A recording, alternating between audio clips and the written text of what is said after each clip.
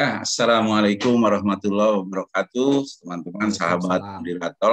Nah, kita jumpa lagi di episode ke-26 dari Moderator kita, ya, Ekspor Moderator, masih bicara ekspor, dan hari ini kita kedatangan tamu yang luar biasa, namanya Pak Aris Darujo. Ya, apa kabar, Aris? Assalamualaikum. Waalaikumsalam warahmatullahi wabarakatuh. Alhamdulillah baik, Pak Nur. Apa kabar? Baik ya, alhamdulillah ya. Itu Pak Aris fotonya lagi di mana ini? Oh, ini kita pas sedang selling mission, Pak, di Moskow, di Di Rusia. Moskow. Pasti sebelum perang itu tentu ya. Sebelum perang dan sebelum pandemik, Pak. Sebelum pandemi juga. 2019. Ya, ya baik. Ya baik, teman-teman sahabat Media Talk, Pak Aris ini domisili di Bandung, tapi banyak aktivitasnya juga di Jakarta ya. Beliau pengalamannya di bidang ekspor sebagai profesional, juga sebagai membantu, berbagi, kemudian juga mendorong teman-teman pengusaha untuk masuk ke pasar ekspor ya. Sedikit yang saya ketahui ini, nanti Pak Aris bisa menambahkan. Pak Aris ini juga punya pengalaman lebih dari 20 tahun dalam pemasaran ekspor ke pasar Eropa, Amerika, Afrika, ya juga ke Timur Tengah, kemudian juga di pasar-pasar Asia. Ya. Pernah menjadi memulai karirnya sejak tahun 1998 sebagai Export Marketing Officer PT Unimed. Ya, kemudian di beberapa perusahaan termasuk di PT Astra Auto Parts sebagai marketing supervisor, export marketing supervisor. Kemudian export marketing director di PT Tiga Negeri Raya, kemudian export marketing manager PT SE Internasional, kemudian direktur export export marketing direktur PT Indonada Abadi, dan saat ini sebagai export marketing director di PT Indobriket. Ya, luar biasa. Kemudian beliau juga aktif di lembaga Swiss Contact ya, Pak Aris. Ya. Jadi silakan Pak Aris barangkali bisa melengkapi dulu, memperkenalkan kegiatan sehari-harinya. Silakan Pak Aris. Baik. Terima kasih banyak, Pak Nur. Selamat pagi juga teman-teman eksportir atau calon eksportir. Jadi saya ini mulai kerja di dunia international business itu sejak kembali ke Indonesia tahun 1998. Saya bekerja pertama-tama di salah satu perusahaan Belanda yang mengekspor kursi dokter gigi di daerah Bandung, daerah Kopo di sana. Saya juga kaget pertama-tama melihat daerah mana ini. Ternyata dia rental 2 hanggar pesawat di Pelabuhan Udara Sulaiman di Kopo itu. Ternyata besar sekali, dia mengekspor kursi dokter gigi itu ke Perancis sama ke negara-negara Eropa. Kemudian saya mengembangkan karir dengan bergabung di Astra Auto Parts dan sempat saya ditempatkan di Dubai juga untuk mendevelop new market di Middle East dan Afrika. Di sini saya banyak belajar sekali, terutama untuk market research, kemudian juga partisipasi di lapangan, kemudian juga dealing dengan buyer dengan beragam macam culture background. Mungkin tahu juga ya bahwa di Afrika, di Middle East itu cukup unik juga untuk dealing dengan mereka itu, dan juga belajar mengakses country risk dan bagaimana caranya menanggulangi supaya bisnis kita tetap aman. Kemudian saya juga ingin mendapatkan pengalaman pada saat itu tidak hanya di pasar Middle East dan Afrika, tapi juga di pasar Eropa dan Amerika. Maka saya pindah ke perusahaan yang target marketnya adalah ke target market Eropa dan target market di Amerika. Waktu itu kita mengekspor adalah alat-alat musik, kemudian kita pameran secara reguler itu di Music Messe di Jerman dan kemudian di Anaheim di Amerika. Terus kemudian pada saat itu kalau kita lihat sangat berbeda sekali background culture-nya antara Middle East Afrika dengan Eropa Amerika. Jadi kalau saya boleh cerita sedikit, waktu kita pameran di Music Messe di Jerman, itu ada datang satu grup lah orang Amerika, datang ke booth kita, terus kemudian dia salesnya langsung nunjuk-nunjuk beberapa alat musik, terutama electric guitar pada saat itu, dan kita langsung duduk kita memang ada di booth kita tuh ada apa namanya private room untuk kita meeting. Dia langsung ngasih tahu bahwa model A, B, C, D, dia langsung kasih kuantitinya, dan dia langsung nanya harganya berapa. Pas kita hitung, karena kita langsung kalau sudah ada Excel sheet-nya di situ, udah saya masukin semuanya datanya tipe A, B, C itu ternyata totalnya adalah 6 kontainer, Pak. Dengan harga dengan kuantiti yang sangat besar, 6 kontainer baru ketemu juga bayarnya, ada rasa senang dan ada rasa was-was sebetulnya. Karena kan apa ini benar, apa cuman bluffing aja kayak gitu ya. Nah, itu di situ pentingnya kita tahu bagaimana caranya mengakses apakah bayar ini bayar yang reliable, apakah tidak. Nah, itu perlu ilmu-ilmu ekspor yang perlu kita pelajari juga secara teoretikal maupun secara praktek. Nah, pada saat itu juga mereka sedikit tentunya dengan 6 kontainer langsung mereka juga ada di atas angin ya untuk menentukan harga. Dan untungnya saya pada saat itu sudah ada 4 tipe harga yang berbeda. Jadi harga yang untuk biasa-biasa kuantitinya, medium quantity, dan large quantity. Dan pada saat saya sodorkan harga yang large quantity langsung, karena saya tahu harga orang Amerika itu nggak suka banyak nawar-nawar. Dia pengen langsung dapat harga bagus, deal langsung. Saya langsung kasih harga rock bottom price-nya, the best price langsung saya kasih, dan dia langsung oke, we deal. Langsung ini term of payment kita, dia langsung kasih tahu term of payment kita.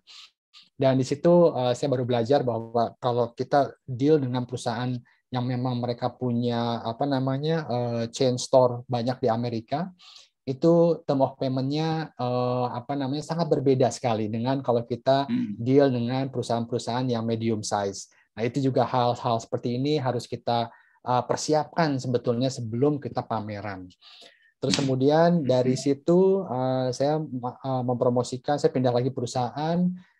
Saya ingin tahu furniture dan handicraft. Saya pindah ke Bali di perusahaan Amerika, kemudian kita pameran di Ambiente di Jerman, kemudian di Spoga di Jerman juga, dan di Las Vegas Market Show itu di Las Vegas.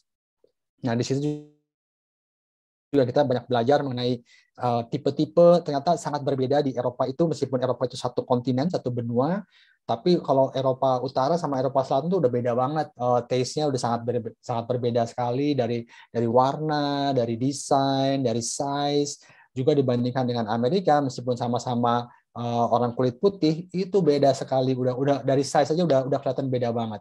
Amerika senang yang besar-besar gitu ya, Eropa yang minimalis seperti itu. Jadi memang pengalaman-pengalaman seperti ini perlu kita dapat baik secara teoretikal maupun secara prakteknya. Kemudian terakhir di 2009 saya mulai buka sambil kerja nih Pak, saya buka usaha sendiri juga di garment. Jadi waktu itu pada saat saya ke Las Vegas itu kita ketemu dengan teman di Singapura, dan ternyata teman di Singapura ini sebagai desainer dari salah satu t-shirt yang memang dari UK dia itu. Terus dia tanya, bisa nggak buat seperti ini, katanya tuh. Waktu itu saya bilangin, waduh saya nggak pernah dealing sama garment nih, tapi ya udah saya ambil aja dulu. Pulang dari Las Vegas, saya ketemu dengan teman-teman distro di Bandung. Saya tanya, bisa nggak buat seperti ini, saya bilangin tuh. Dibilangin, oh kalau kaosnya sih bisa, printingnya ini yang masalah, sablonnya ini yang masalah, karena memang mereka sablonnya spesial. Akhirnya kita cari, ketemu cara nyablon yang bagusnya. Akhirnya kita mulai ekspor perdana itu ke Singapura dan Malaysia. Dan ternyata hasilnya luar biasa, mereka suka sekali, dan dari cuman sebulan itu 2.000-3.000 pieces naik ke 18.000 pieces. Nah, ini juga another problem karena tempat kita ngejahit juga nggak bisa itu 15.000 pieces. Kebanyakan. Ada kita harus cari lagi tempat untuk yang menjahitnya yang bisa memang segitu, dan tempat nyablonnya juga kita harus yang memang besar sablonnya. Tapi ya memang itulah namanya usaha, jadi kita harus tetap dinamis dan harus mencari terobosan-terobosan. Kemudian 2012 saya buka usaha juga yang baru, yaitu Briquette Charcoal sampai sekarang. Itu kira-kira Pak Nur luar biasa. Pengalamannya sangat panjang dan komplit gitu ya, lengkap. Nah, ini bisa di-share ke teman-teman sahabat Nudira Talk ya. Kali kita bisa ketemu nih sama Pak Aris Darujo. Jadi berkaitan dengan market riset tuh Pak Aris ya, sebagai apa, kita kalau udah masuk ke pasar ekspor ingin jadi eksportir gitu ya, itu penting ya tadi disebut market riset. Apa saja itu kira-kira yang perlu dilakukan, kemudian seberapa besar pameran itu, kan biayanya mahal ya kalau kita ikut pameran, apalagi kalau di luar negeri. Tapi seberapa besar itu kemanfaatannya? Nah, karena banyak teman-teman juga yang menanyakan, Pak, biaya sekian gitu, ini sebanding nggak dengan manfaat yang kita terima? Nah, gimana dua hal itu, Pak? Ya, betul sekali nih Pak Nur. Jadi ini pertanyaan bagus sekali mengenai market research dan pentingnya pameran itu. Nah, jadi teman-teman semua, saya selalu, karena mungkin juga saya banyak belajar dari Astra itu, jadi sebelum kita penetrasi ke satu market, itu kita sangat diwajibkan tahu profiling dari negaranya tersebut. Kemudian profiling dari customer-nya di sana seperti apa. Contohnya saya sempat waktu itu di Dubai, pada saat itu kita mau penetrasi market ke Kamerun dan Nigeria. Dan Ghana, itu 3 negara itu dekat-dekatan tuh, Ghana, Nigeria, Kamerun gitu ya, di Afrika itu.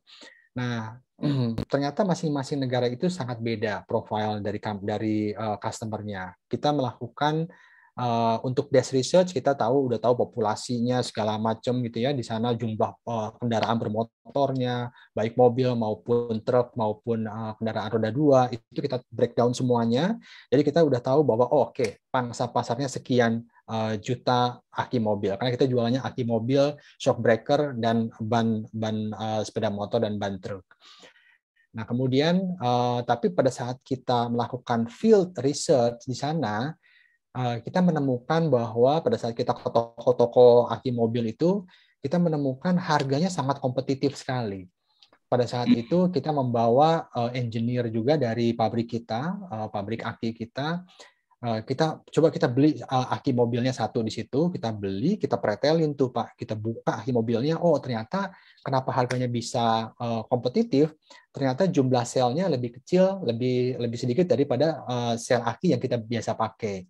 Nah, disinilah kita perlunya produk adaptasi di sini. Jadi kita perlu ada penyesuaian dari produk, melihat dari profil marketnya, profil consumer end-nya itu seperti apa, end consumer-nya seperti apa, supaya nanti barang kita bisa masuk ke sana. Nah, kalau kita lihat di sana, akhirnya kita buat sel-nya itu sama dengan mereka, kita lebihin 1-2 untuk promosi kita. Nah, jadi pada saat itu dengan harga yang kita buat sama, tapi dari produk speknya kita lebih unggul dengan adanya 1 atau 2 sel lebih banyak, kita bisa kasih promosi bahwa produk kita akinya adalah dengan harga yang sama, tapi masa pakainya lebih panjang. Nah, ternyata dengan hal-hal seperti itu bisa kita dapatkan captive market yang selama ini diisi oleh pesaing-pesaing kita. Nah, jadi hal-hal seperti ini sangat dipentingkan sekali market research, dan juga kita harus membuat yang namanya buyer persona. Jadi buyer persona itu adalah target market, profile target market kita itu siapa. Jadi supaya nanti kita bisa mengadaptasi juga produk-produk kita, juga cara promosi kita juga kita adaptasi. Kalau misalkan target market kita adalah milenial atau generasi Z, tentunya nanti cara marketingnya pun akan berbeda dengan generasi baby boomers atau generasi saya gitu ya, yang sudah 50-an. Nah, Manula bukan Manula. Nah, itu yang perlu kita perhatikan. Jadi memang ekspor ini adalah seperti lari maraton. Jadi kita perlu napas yang panjang, dan kita juga perlu keep motivated gitu ya. Kita perlu motivasi kita tuh harus tetap dijaga supaya kita tetap bisa mempromosikan produk dengan cara yang tepat dan efisien. Dan kemudian kalau kita bicara tadi pertanyaannya Pak Nur mengenai pameran, waktu itu kita sempat di pabrik yang di Bandung itu kita pameran di Anaheim, di Music Messe sebetulnya waktu itu pertama-tama. Itu yang di Jerman. Terus kita lihat pameran di Amerika juga menarik, tapi mahal banget nih pameran di Amerika ini. Beda sama yang di Jerman. Akhirnya kita caranya gimana? Akhirnya kita, karena kita sudah punya database yang banyak, juga kita melakukan market research untuk mendapatkan buyer database, potensial buyer database. Pada saat itu Pak, zamannya belum zaman digital ya Pak, masih kita tergantung sekali dengan Yellow Pages pada saat itu. Jadi kita kontak dengan kedutaan kita di sana, ITPC kita di sana, minta dikirimkan Yellow Pages-nya beberapa negara bagian di Amerika. Nah, kita bayar ke mereka untuk ongkos kirimnya. Nah, udah gitu kita akhirnya dari Yellow Pages itu kita ini Pak, kita teleponin tuh mereka, kita kirimin email, kita kirimin fax. Dulu fax masih jalan Pak. Fax ya, fax itu fax ya. Fax masih jalan tuh dulu. Terus udah gitu kalau mereka nggak jawab kita telepon.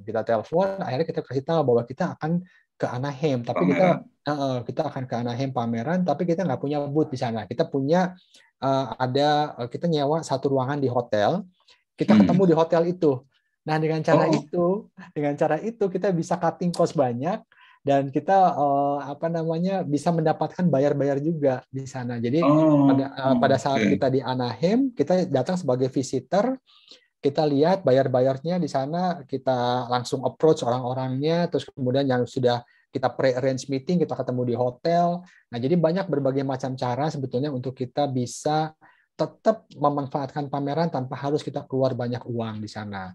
Yang kedua adalah tentunya kita dekati juga dengan program-program pemerintah yang kita bisa mendapatkan booth gratis untuk kita bisa pameran di luar negeri. Jadi kita hanya mengeluarkan ongkos flight-nya saja dan akomodasi. Untuk akomodasi juga banyak sekali akomodasi yang kompetitif harganya, bisa tinggal di apartemen, nanti bisa tinggal berbagai dengan 1-3 orang gitu di apartemen, jadi harganya pun bisa lebih murah. Tapi intinya dari situ bukan hanya kita menghemat biayanya, tapi adalah persiapannya sebetulnya. Persiapannya itu harus sangat matang. Karena waktu kita di Astra maupun kita di pabrik alat musik di Bandung, kalau kita tidak punya pre-arrange meeting dengan buyer, mendingan nggak usah berangkat. Karena hasilnya tidak akan optimum pastinya. Nah, dengan kita punya pre-arrange meeting, kita punya komunikasi awal dengan buyer-buyer, itu pada saat kita ketemu, itu kita bukan lagi introduction perusahaan kita, tapi kita udah ngomongin masalah modelnya yang mana, harganya, quantity, udah ke sana. Jadi closing order-nya lebih cepat gitu, Pak Nur. Ya. Nah, ini penting nih teman-teman, sahabat Nudiratalk ya. Karena seringkali pergi pameran tanpa persiapan apa-apa dan berharap nasib baik bahwa pameran itu dapat buyer gitu ya. Sama sekali tidak. Jadi banyak sekali persiapan yang harus dilakukan ya. Ya tidak susah-susah amat asal mau melakukannya gitu. Ya apalagi zaman dulu belum ada medsos, belum ada dunia digital aja bisa dilakukan ya, dengan dulu namanya Yellow Pages. Di setiap kota itu ada buku telepon yang di dalamnya ada nomor telepon dari perusahaan atau rumah orang yang ada teleponnya di situ. Nah, itu dulu sangat berguna. Tapi kalau sekarang gampang sekali itu cari ya, bisa dikontak lebih dahulu, kemudian membuat arrange meeting ya gitu, arrange meeting atau mengundang mereka datang ke pameran kita ya, sambil sudah ada pembicaraan pendahuluan sebelum pameran dilakukan. Keren Pak. Nah, kemudian apa itu Pak? Ya ada hal-hal apa yang perlu titik kritis atau hal yang perlu diperhatikan dengan benar ketika belum pameran sama pada saat pelaksanaannya kalau kita berikut pameran. Ya bagus nih. Jadi kalau saya sih biasa sebelum pameran Pak, ini saya cerita sharing pengalaman waktu yang perusahaan di Bali. Jadi kami itu adalah perusahaan handicraft. Kita ada 1.200 karyawannya. Kita ekspornya adalah per bulannya 60 kontainer. 60 kontainer per bulan, dan handicraft Pak, bisa dibayangkan handicraft itu kecil-kecil Pak, jadi kayak wind chime gitu ya, kemudian patung-patung kecil khas Bali seperti itu, kemudian lilin, kemudian ada kerajinan perak, pokoknya barangnya kecil-kecil gitu, tapi kita bisa sampai 60 kontainer per bulan. Nah pada saat itu memang ownernya adalah salah satunya adalah orang Amerika, jadi saya banyak belajar dari mereka. ternyata kisah suksesnya mereka itu adalah pada saat kita mau pameran di Ambiente nih Pak. Kita pada saat mau pameran di Ambiente, jadi setahun sebelumnya itu kita sudah tiap bulan itu memproduksi sekitar 200 new design. Kita ada satu divisi yang namanya product development. Kemudian dari 200 desain ini per bulan itu kita new design, kita kirim ke existing buyer kita. Ke existing buyer kita di Eropa dan juga di UK, kita minta feedback-nya. Kita minta feedback-nya gimana dengan produk-produk kita ini dari warna, dari desain, dan lain sebagainya, apakah cocok untuk di Ambiente tahun depan. Nah, untuk memproduksi desain-desain ini kan butuh waktu sekitar 3 bulanan, Pak. Kemudian untuk dapat feedback dari importir mereka butuh waktu sekitar 1-2 bulan. Jadi itu udah 5 bulan sendiri itu untuk mendapatkan produk yang kira-kiranya bisa cukup sukses untuk dipromosikan di pameran. Kenapa si importir kita butuh waktu 1-2 bulan? Karena kan mereka importir sebagai distributor, mereka tidak dealing langsung dengan end user. Jadi si importir kita itu akan cek ke para retailernya mereka. Mereka akan kirim gambar-gambar itu ke para retailernya mereka, mendapatkan feedback. Nah, dari retailer mereka, di-collect feedback-nya, baru dikirim ke kita. Nah, dari feedback ini, kita harus, tentunya akan sangat berbeda dengan ekspektasi kita. Banyak yang warnanya tidak bisa seperti ini, harus seperti ini. Kemudian size-nya sekarang udah nggak bisa lagi seperti ini, size harus seperti ini. Terus kemudian combining dari raw materialnya juga nggak bisa hanya kayu saja, harus ditambah metal, segala macam itu. Itu kita harus melakukan penyesuaian di produk itu. Jadi produk adaptasi itu butuh waktu lagi 1-2 bulan, Pak. Nah, dari situ kita kirim lagi ke final produknya ke buyer kita, baru mereka menyatakan bahwa dari 200 katakanlah oke, 10 ini udah pasti bagus responsnya, bawa yang 10 ini. Oke, dari 10 itu ada kita buat mock up-nya dan kita buat kita kirim lagi ke mereka. Kalau dihitung-hitung itu minimal sudah 8 bulan sendiri persiapannya, Pak, untuk produk development-nya. Dan belum lagi kita untuk approach potential buyer. Di situ kita banyak juga kerjasama dengan ITPC, juga pada saat itu juga kita sudah berkenalan dengan namanya ITC, International Trade Center, dari trade map itu, Pak. Jadi kita bisa dapat juga beberapa database buyer dari sana. Kemudian juga kita tentunya bekerjasama dengan para seller-seller lainnya, Pak, yang di sana kita punya beberapa agen juga di sana. Dan di situ kita akhirnya membuat satu schedule pre-arrange meeting, hari pertama dengan siapa, hari kedua dengan siapa, hari ketiga dengan siapa. Jadi pada saat kita di pameran itu kita udah bukan lagi nunggu buyer datang, kita udah tahu hari ini jam 9 sampai jam 10 meeting dengan siapa. 10 sampai 11 meeting dengan siapa, 11 sampai 12 dan seterusnya meeting dengan siapa. Jadi makan siang itu udah nggak ada, Pak. Biasanya di sana hanya makan roti, cepet-cepetan makan roti, udah gitu minum, udah meeting lagi kita. Jadi full banget meeting, dan pada saat di sana selain persiapannya itu harus sangat mantap gitu ya. Pada saat kita pameran di sana, itu kita selalu datang itu minimal berdua. Jadi satu ada yang meeting dengan buyer yang sudah di arrange meeting, dan satunya lagi mereka keliling. Teman saya itu keliling ke eksibitor lain untuk melihat produk-produk mereka, apakah kita bisa supply dengan mereka. Nah, kalau misalkan bisa supply, kita ajak dia meeting untuk keesokan harinya, atau kita ajak ngopi-ngopi gitu, Pak. Biasanya kita ajak ngopi-ngopi setelah pameran berakhir. Nah, di situ supaya kita bisa maksimal hasil dari pameran kita. Gitu, Pak. Ya, baik. Wah, luar biasa. Kemudian Pak Aris ya, tadi berkaitan dengan produk adaptasi itu ya, produk adaptasi. Banyak teman-teman ini menganggap bahwa produknya yang sudah yakin bagus itu di sini, bahwa itulah yang akan dibeli oleh pembeli. Jadi perlu digarisbawahi bahwa ada ada selera, ada karakter, ada yang harus disesuaikan, dan juga keadaan pasar ya. Dana tadi cerita tentang aki itu ya, kita punya aki yang jauh lebih bagus, tapi ya pasarnya pengennya begitu ya, daripada ini kita kan inginnya bisa jualan ya, jadi disesuaikan dengan permintaan pasar. Oke. Nah, kemudian dari pameran-pameran itu juga Pak Aris, apa seberapa ini apa? Oh ya, satu lagi di dalam pameran itu kan ada namanya business matching ya biasanya ya. Ya. Ya, business matching yang kalau yang ini kan belum di-arrange sebelumnya ya, belum di-arrange sebelumnya, tapi kita berharap kemudian yang di-arrange oleh panitia ya kita bisa mendaftar, kemudian bisa bertemu dengan para calon buyer yang kira-kira relevan. Nah, itu apa gitu Pak, persiapan atau hal yang perlu kita perhatikan kalau matching ketemu dengan orang yang baru, kita ketemu yang belum pernah komunikasi sebelumnya. Baik. Oh, ini bagus sekali nih, bagus sekali pertanyaannya nih. Ini mungkin saya bisa sharing juga pada saat kita pameran di Dubai. Pada saat itu menterinya masih Ibu Rini, Menteri Perindustrian dan Perdagangan, dulu masih digabung itu. Sarjah Solo Expo kalau nggak salah dulu itu. Nah, itu pada saat itu kita oleh panitia dikasih beberapa jadwal untuk ikutan business matching. Nah, pada saat kita ikutan business matching, itu tentunya yang kita persiapkan adalah gimana caranya kita menyiapkan sales pitch kita, Pak.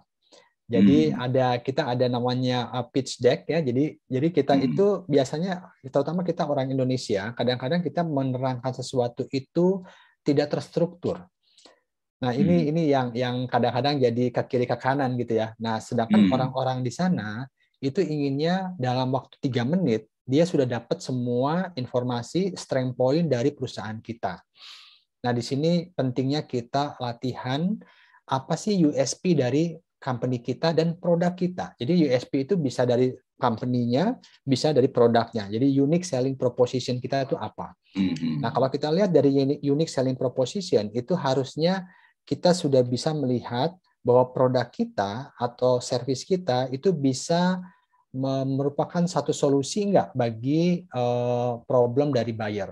Katakanlah ini contoh misalkan. Contoh waktu itu kita jualannya gitar. Nah, biasanya kalau bass gitar itu pada saat kita sedang kita nyetem ya, sedang fine tuningnya apa namanya headstock itu, biasanya si apa namanya neck-nya itu suka bow gitu, suka apa namanya bengkok gitu ya. Nah, itu banyak sekali kejadian di gitar-gitar untuk electric bass. Nah, kita berarti tahu problemnya buyer itu adalah itu. Nah, pada saat kita ketemu dengan business matching, dengan calon potensial buyer yang belum pernah kita ketemu, kita langsung kasih tahu bahwa proses produksi kita untuk yang bass itu adalah memakai maple wood. Dan di dalamnya itu ada besi, supaya untuk memperkuat si neck-nya itu. Dengan demikian, pada saat kita sedang fine tuning dari senar kita, dari stringnya, itu akan terhindar masalah bow yang sering kali terjadi.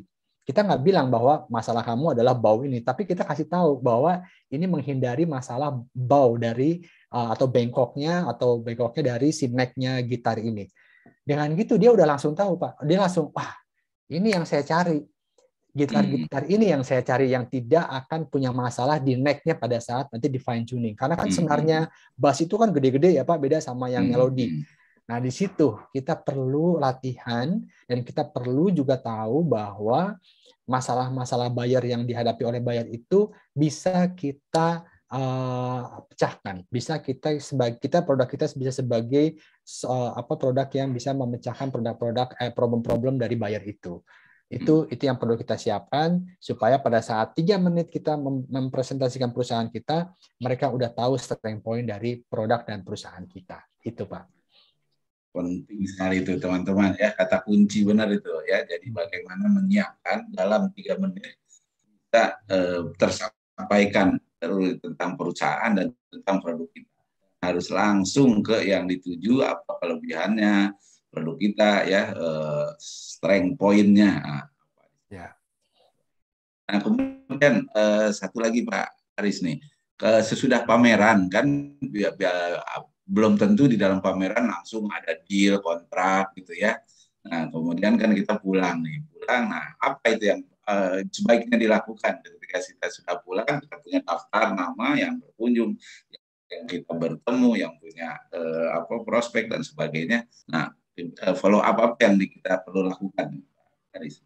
Nah, bagus sekali ini pertanyaannya, Pak. Jadi follow up itu kadang-kadang suka terlupakan, Pak, oleh para exhibitor ini. Jadi kalau kebiasaan kami itu pada saat kita pameran, kita selalu punya yang namanya form. Form isinya adalah ada untuk kartu namanya, kita hektar aja, kemudian ada bagian untuk inquiry mereka apa, kemudian kita ada namanya priority, Pak. Priority A dan B dan C. Priority ini adalah kalau misalkan dia bayarnya benar-benar serius dan memang kita bisa memenuhi permintaan mereka, kita buletin bahwa ini priority A.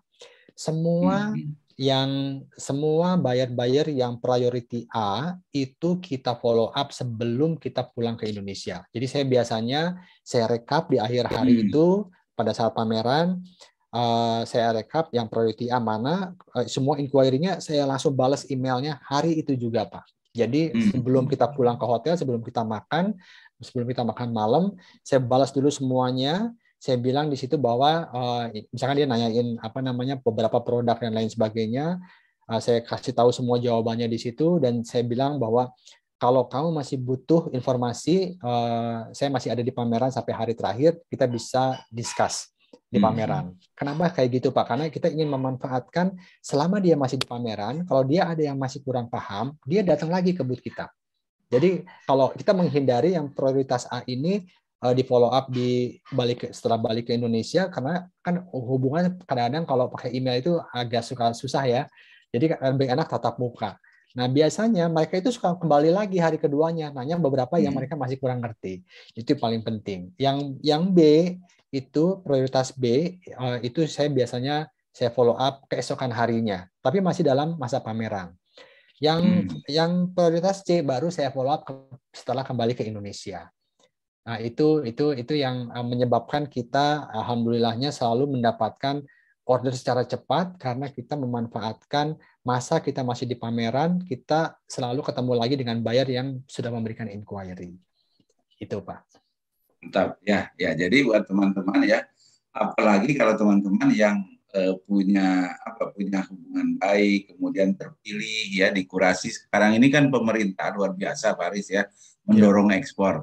Jadi membantu para pengusaha-pengusaha, khususnya pengusaha UKM untuk masuk ke pasar ekspor dengan memberikan fasilitas pameran. Memang tidak semua biaya ditanggung pemerintah, ya, tapi yang umumnya adalah stand-nya, ya, booth-nya gratis, kita tidak usah sewa. Dan jangan anggap itu murah ya, kalau pameran di luar negeri harganya mahal sekali sewa booth itu ya. Jadi itu saja sudah sangat membantu. Jadi kesempatannya sangat terbuka lebar.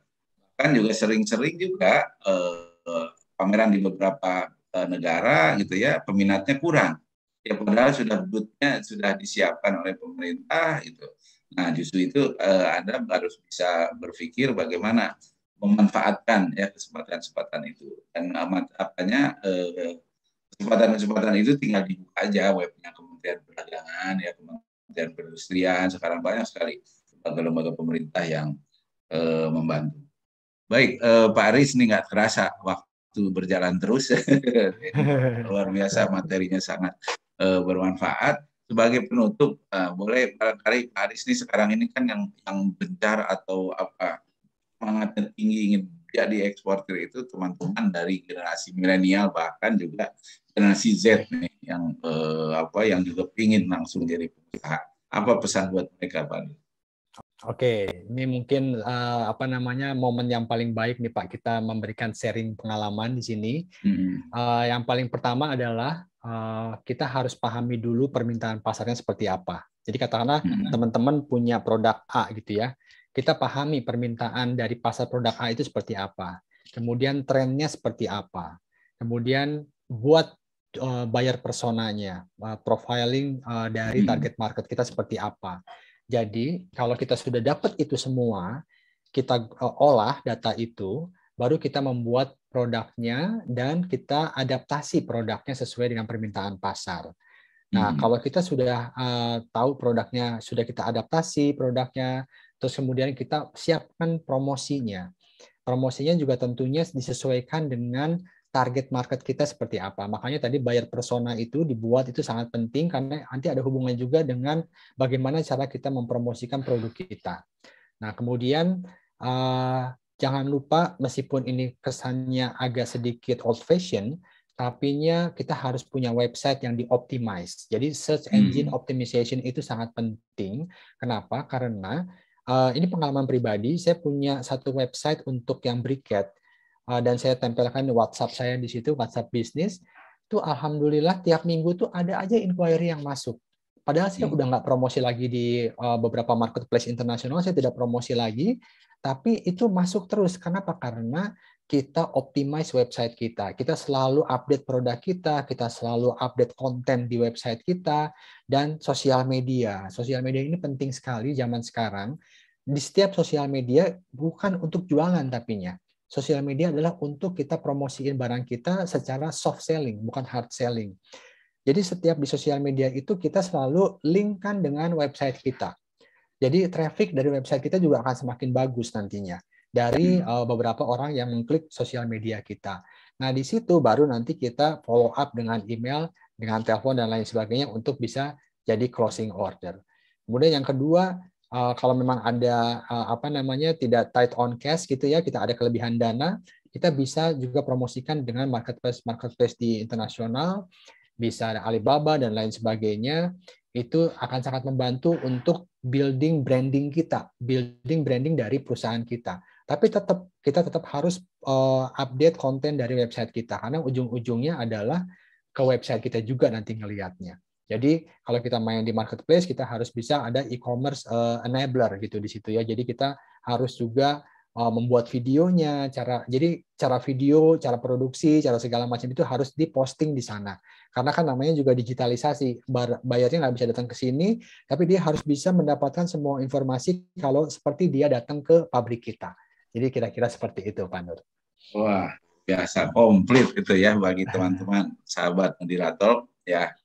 Pesan-pesan Pak Aris tadi buat teman-teman khususnya yang milenial, yang generasi Z yang semangatnya luar biasa menjadi eksportir ya, seperti juga teman-teman yang lain yang memang ternyata sudah banyak juga nih teman-teman Nudira yang sudah jadi eksportir Pak Aris, meskipun masih muda ya, ada yang umur 18 tahun udah jadi eksportir, umur 21 tahun ya, kenapa tidak Anda juga asalkan simak apa yang disampaikan tadi Pak Aris beserta fasilitator yang lain.